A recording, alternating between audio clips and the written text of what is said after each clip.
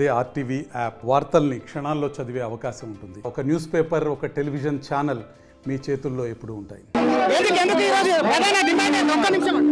JPC వేయాలి. Joint parliamentary committee ద్వారా ఆదాని అక్రమాలు, సెబీ అక్రమాలన్నీ కూడా బయటకు తీసుకురావాలని, ఈడీ కూడా నిష్పక్షపాతమైనటువంటి విచారణలు ఉండాలి. కేవలం బీజేపీ ఇతర పక్షాల మీద దాడులు చేయడం కాదు. ఆదాని మీద ఇన్ని అక్రమాలు వచ్చినా ఎందుకు మీరు విచారణ చేపట్టలేకపోయారు?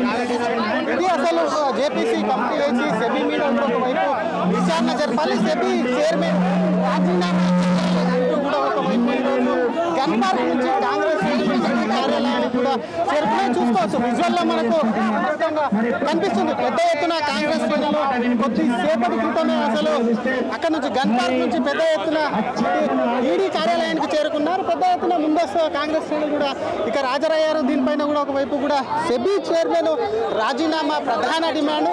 అదానికి సంబంధించి కూడా భారీగా ఆస్తులు పెరిగాయి కాబట్టి ఆయనకు సంబంధించి కూడా ఆయన పైన విచారణ జరపాలని చెప్పి కూడా డిమాండ్తో కూడా కాంగ్రెస్ మరి ఇక్కడ ఈడీ కార్యాలయం ముందు కూడా భారీ నిరసన ప్రదర్శన అయితే ప్రదర్శిస్తుంది.